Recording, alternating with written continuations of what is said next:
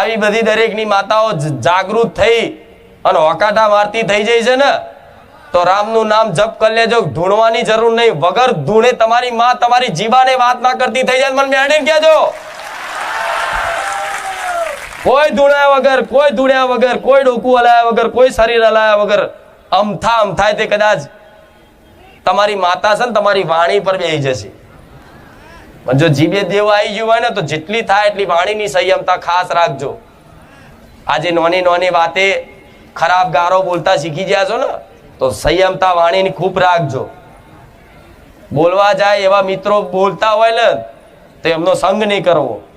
જે ખરાબ આદતો રાખતા હોય, જે ખોટા વ્યસનો કરતા હોય, જેમના ચરિત્ર ખરાબ હોય, એમની જોડે બહુ બેઠક ઉઠક રાખવી નહીં. તો સંગ એવો થાય, મારો સંગ કરશો તો મારો રંગ ચડશે.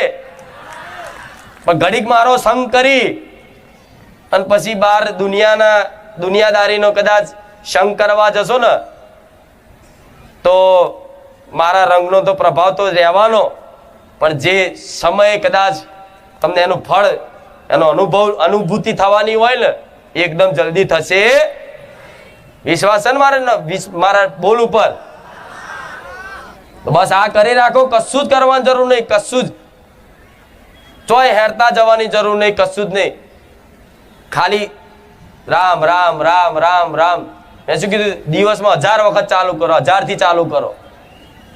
બીજે દાડો 1100, 1200, 1500, 1800, 2000, 2100 એમ કરતા કરતા કરતા 10,000 આંકડો પહોંચી ગયો ને, અને 6 મહિના લગાતાર ચાલુ રાખો.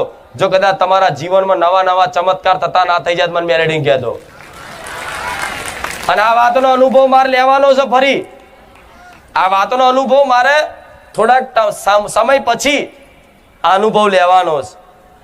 એટલે આ વાતનો વિશ્વાસ રાખી અને આ નામ જપ કરો.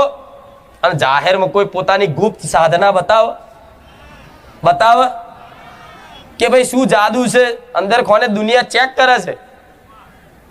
સારું, આ ચોથી આ શીખીને લાયેલો છે કે આટલું જબરું કામ થાય છે, આટલું જબરું બોલે છે. કે છે ને આવું દુનિયા? અમુક ગોવા તો એવાય છે કે એમના માતાનું પૂછે, ખુખાર વેડી શું ધૂણસ કે લે, અરે શું ભાઈ ભૂત ધૂણું છું? હે? ભૂત હોય તો ભૂત જેવી વાતો કરે, દેવ હોય તો દેવ જેવી વાત કરે. પણ મારા શબ્દોથી ક્યાંય આગું પાછું તમને એવું લાગે છે કે કોઈ માડીના દીકરાએ કોઈ એવી તંત્ર મંત્ર સાધના કરી હોય, મંત્રોથી ઉત્પન્ન કરી હોય? હા, એક જ મંત્ર, રામ નામ. આ લાવી દો તમારા જીવનમાં અને ઉતાર લો, અમલ કરી લો.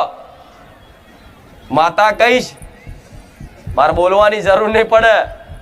વગર બોલે તમારા જીવનમાં અલૌકિક ચમત્કારો ના થાય. અલૌકિક એટલે જે તમે જ સમજી શકો, દુનિયા સમજી શકે. દુનિયા તો ખાલી દોરા ફાડીને જોયા રાખશે કે હા શું છે અત્યારે મારા ધામમાં જોવો છે ને,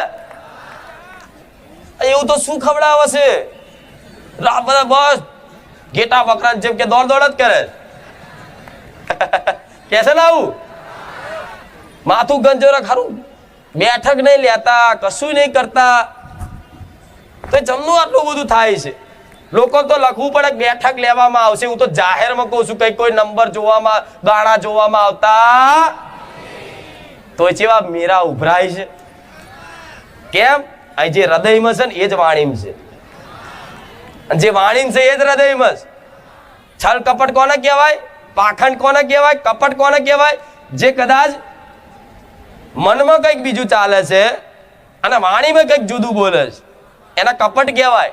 પણ મારા દીકરાને તો હૃદયમાં જે છે, મનમાં જે છે ને એ જ વાણીમ છે. એમાં કોઈ કપટની વાત ના આવે. જે હોય સ્પષ્ટ ચોખ્ખું. મારા દીકરાને એમ કે કાલ ભિખારી બની જા તો એ તૈયાર છે.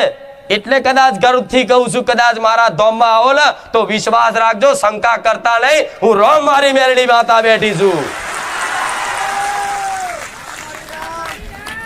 આ એનો પ્રભાવ છે, સત્યતાનો પ્રભાવ છે.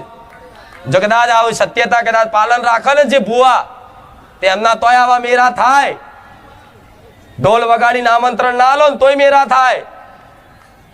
આ ભલે આજ બારે જામાં છું, અહીંથી કદાચ 500 કિલોમીટર જતી રહું તો આ પાછળ આવે, મને એટલો વિશ્વાસ છે. આવો કે નહીં? આ કહેવાય સત્યનું પ્રકાશ.